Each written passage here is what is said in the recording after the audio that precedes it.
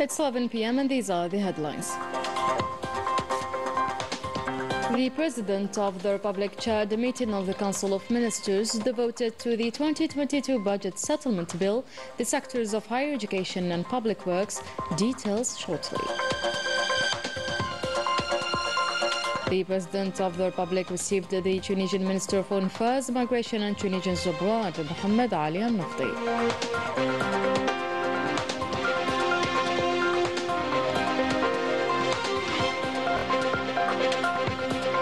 Industry, we will shed the light on the potential of two production units in the two provinces, Al-Baqi and Burj Bouarij, in covering the local market's needs and even abroad.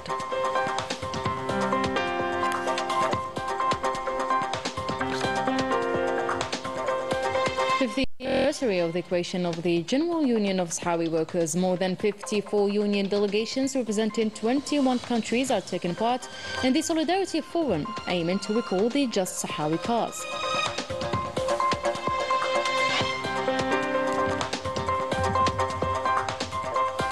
In Morocco, the law on nationality introduced in Parliament despite the discontent of the population is another way to embody normalization with a Zionist entity.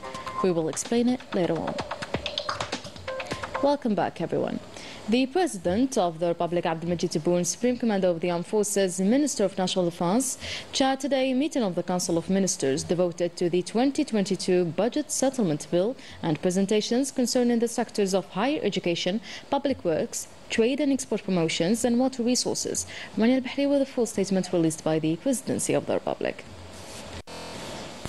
Important orders issued by the President of the Republic today at the Council of Ministers regarding a joint presentation by the Ministers of Trade, Industry and Agriculture.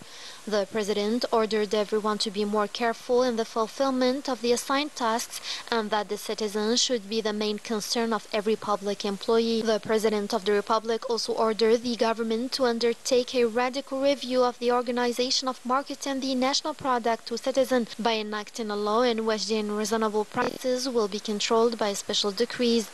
The President of the Republic also ordered the government to exercise the highest degree of caution through all supervisory bodies, including security, and to intensify supervision and raise it to its highest level and placing food, agricultural and pharmaceutical products as a priority. Regarding a presentation on measures to control and monitor import operations, the President ordered to not prevent any import of raw materials used in the national production chain and vital industries until the rest of the import process is subject to prior authorization. The President of the Republic also explained that Algeria hasn't and won't prevent imports and resorts to them only in cases of necessity in order to encourage national production to flourish and develop and protect its financial reserves in a way that strengthens its economy and maintains its stability. As for the measures related to granting students or professor researchers in the higher schools of the scientific and technological pole of Sidi Abdallah, the Council of Ministers approved the measures related to offer grants to students and professors, explaining that this is a gain for Algeria and its national security. The President also stressed that these measures for the benefit of students of the scientific and technological pole represent an encouragement for the brains of tomorrow, addressing the Minister of Higher Education to ensure permanent support. The head of state also ordered the effective involvement of the Ministry of National Defense and their strategic vision to preserve and defend the country's assets. Regarding a proposal to produce a major cinematic work on Emir Abdel Qadir, the President ordered the launch of an international tender for production and direction with the aim of giving this work a global dimension due to the symbolism of Emir Abdel Qadir, given his path that he devoted to building contemporary Algeria. The President of the Republic also directed that the field will be open to all Algerians and international cinematic talents, taking into account the content agreed upon and specifications. At the end, some of the proposals that were on the agenda were postponed for the purpose of completing them. And the President of the Republic, Abdelmajid Tebboune, received today the Tunisian Minister of Foreign Affairs, Migration and Tunisians Abroad, Mohamed Ali Al-Nafti, who was on working visit to Algeria. The audience was attended by the Principal Private Secretary of the Presidency, Boualam Boualam, and the Foreign Affairs Minister, Ahmed Attaf.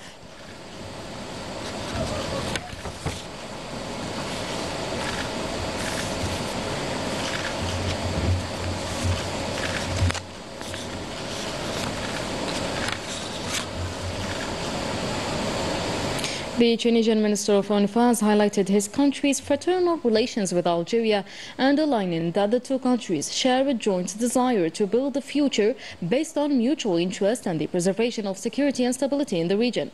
Let's have a listen to him. تشرفت اليوم بمقابلة فخامة الرئيس I had the honor of meeting His Excellency the President of the Algerian Democratic and Popular Republic, Abdelmajid Tebboune, to whom I conveyed the greetings of his brother, the President of the Republic of Tunisia, Said, and I reiterated to His Excellency the President Abdelmajid Tebboune the congratulations of the Tunisian President on the occasion of his re-election for his second term and his wishes for success, progress and prosperity to the President Abdelmajid Tebboune and also to the brotherly Algerian people. This meeting was an opportunity to review the content of my meeting with my brother, the Minister of Foreign Affairs, Ahmed Attaf, and the topics discussed concerning the development of our brotherly relations based on common interests and the preservation of our national security. This meeting also allowed me to benefit from the orientations of the President Abdelmajid Tebboune in terms of preserving our historical relations, as well as the objectives to which our two countries aspire, given our past of common struggle and the convergence of views between the two presidents for the reinforcement of security and stability in the region and for a better future for our peoples. During our meeting, we also discussed the solidarity actions that have characterized for a long time the relations between our two countries. من ما يتطلع إليه بالنسبة لمستقبل البلدين الشقيقين. The Tunisian Minister of Foreign Affairs, Migration and Tunisians Abroad, Mohamed Ali Al-Nafti, had talks with his Algerian counterpart, Ahmed Attaf. It was an opportunity to review the unprecedented dynamics in Algerian-Tunisian relations under the leadership of the two presidents. The two sides also discussed bilateral partnership and the implementation of the results of the joint cooperation session between the two countries and preparations for the next one, as well as the upcoming summit between Algeria, Tunisia and Libya in Tripoli. In other news, an industrial sand unit in Al-Baqi is greatly contributing to meeting the needs of the national market and delivers thousands of units of tons of this material to various projects throughout the country. Ajthaya reports. This artificial sand production facility located in Al-Baqi within the district of Ain Baida focuses on creating a versatile material produced by mechanically crushing natural rock. The sand is essentially for the construction and electrometallurgy industries. It is also used in making glass, foundry molds, paints, adhesives, and even in feet for laying hens. The main sectors used in artificial sand are seawater desalination and water treatment, as well as surface treatment and the manufacture of various types of mortar. After winning a national contract for water purification plant in Iran region, the company will deliver 800 tons of sand each year. There are specific machines designed to extract different diameters of sand. Each machine has its own calibration, which we adapt to the orders we receive. 15 days ago, we signed an agreement with a Chinese company in collaboration with GCB for the Cap Blanc water desalination project. We are going to use mechanized silica as well as silica for glass production, which will enable us to increase production quantities while improving quality and thus satisfying our customers. بطريقة إن شاء الله تكون مرضية للزبائن تاعنا. Artificial sand is a great substitute for natural sand, which is the second most used resource globally after water, especially considering the massive demand for the construction industry in this region. And from importer to producer, that was the challenge of the Melamine household items production unit in Burj Baririj, a challenge achieved, and now thanks to its various products, the unit became also an exporter. Yasir Hamdi reports. The Melamine household items production unit works on diversifying its products. Created in the end of the 90s, this unit went from the import to the production in 2018 and became a leader in the sector.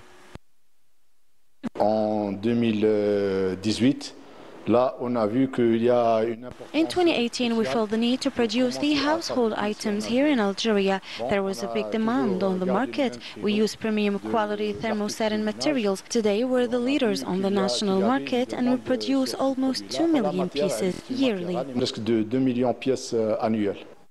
After meeting the needs of the national market, thanks to very skilled workers, the unit started exporting to international markets.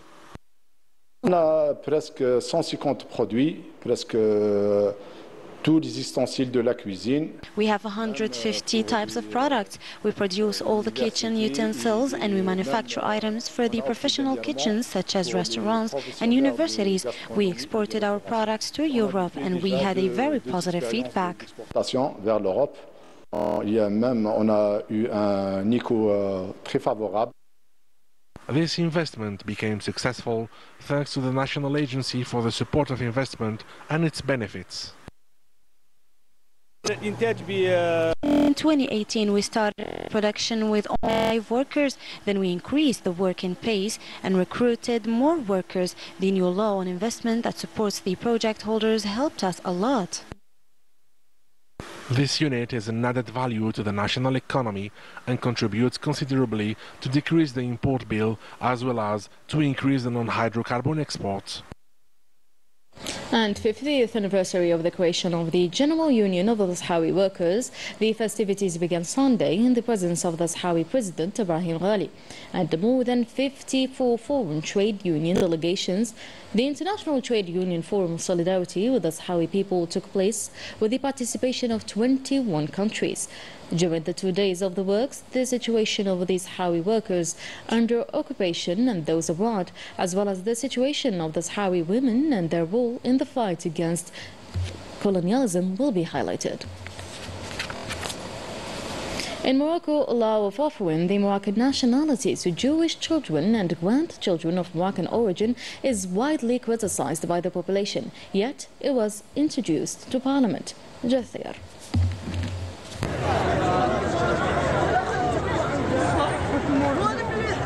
Once again, the Makhzen, backed by the Zionist interests, shocks Moroccans by proposing a project that grants Moroccan nationality to Jewish children and grandchildren of Moroccan origin residing in the Zionist-occupied Palestinian territories, as the Moroccan people sink deeper into poverty and instability. Even as the Middle East faces devastation from the Zionist army's attacks, the Makhzen persists in its policy of normalization with its war machine, disregarding the consequences.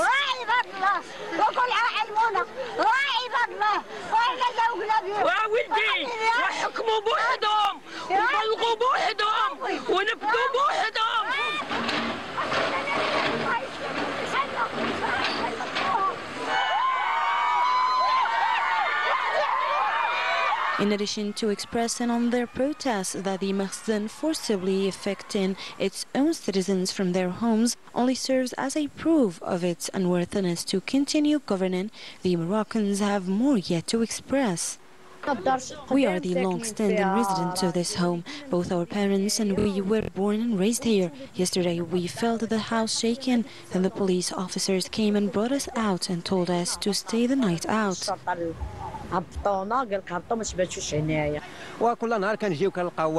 Each day, a different person comes and tells us a different thing, mentioning it's an order from higher power. Who's that higher power? Tell us who is it. They rendered us homeless. May God punish them.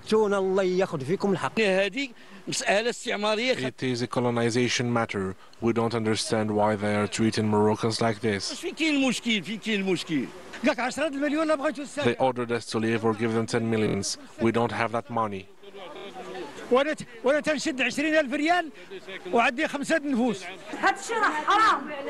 they are doing is haram and acceptable by no one. They kicked us from our home and all are threatened the same. The Makhzen remains indifferent to the harmful effects of its misguided policies, despite the cries for help of its people. And indeed, the Makhzen continues its shameful practices through its normalization with the Zionist entity. Now, even higher education is affected by these bilateral relations. The Moroccan Minister of Higher Education even announced his upcoming visit there. Yasser Hamdi explains. After the controversial decision of the Makhzen to allow Zionist students to integrate the Moroccan university, the Moroccan Minister of Higher Education announced a working visit to the Zionist entity with the aim of strengthening relations of cooperation. These two decisions have aroused a strong opposition among students, teachers and anti-normalization organizations in Morocco, who see in these measures a threat of Zionist infiltration within the Moroccan university system. I plan to visit Israel in November. We have very good relations, particularly in the area of scientific research. There are also many Moroccan teachers, researchers and students on the Israeli soil. We must benefit from each other. Described as a stab in the back of the Palestinian people, the National Union of Students of Morocco denounces this academic normalization. Demonstrations and calls for mobilization are multiplying to block this decision, perceived as a betrayal. The Student Renewal Organization and other movements have intensified their mobilization, claiming that this decision opens the way to the infiltration of the Moroccan university sector and the field of scientific research, thus impacting the academic integrity and the Moroccan sovereignty. In Gaza, a massacre took place yesterday by the Zionist occupation forces in Beit Lahia. More than 80 Palestinians were killed and dozens are still under the rubble. The north of the enclave is still under siege and targeted for weeks now, with 400,000 Palestinians trapped there. Rania Al-Bahri reports. Bombings, assault, missile and heavy artillery fire. This has been the daily life of the Palestinian people in the Gaza Strip for over a year. Last night, 87 Palestinians were martyred in a Zionist attack on the city of Beit Lahia, where an entire residential area was reduced to ashes by this strike, which is the deadliest one in recent weeks. Dozens of other people are reportedly trapped under the rubble. Rescuers are still looking for survivors using rudimentary means to search under the rubble, and the entire strip is constantly targeted. Horrible scenes have been unfolding in recent days, particularly in the north, but it is the entire Palestinian people who are suffering from incessant Zionist strikes and a humanitarian crisis that continues to worsen. Thirst, famine and disease are now the daily lives of Palestinians, undermined by a merciless, asymmetric war. More than 3,000 massacres have been committed by the Zionist entity since the beginning of its genocidal war in Gaza, killing more than 17,000 children and 11,000 women in 380 days of war. All international observers are unanimous on the fact that the Zionist occupation army is clearly waging a war of ethnic cleansing against the population of the Gaza Strip, despite the resolutions of the UN Security Council to immediately stop this war and the orders of the International Court of Justice to put an end to this genocide. The Zionist entity continues to turn a deaf ear and continues its genocide against the Palestinian people. This attack in Beit Lahia comes after Gaza health officials said 3 partially functioning hospitals treating wounded patients and sheltering thousands of displaced Palestinians in northern Gaza were now out of service after the intense Zionist attacks. And latest updates in Lebanon. Tonight, the Zionist entity is carrying out a new wave of airstrikes on southern Beirut. Earlier today, the Khiyam neighborhood was targeted and got bombed 14 times in no less than 15 minutes. Civilian residences were hit. Underground invasion is also taking place in Lebanon, and the death toll has risen to no less than 2,000 martyrs, with at least 10,000 wounded. And that was it for today's news. Thank you so much for watching. I'll see you tomorrow.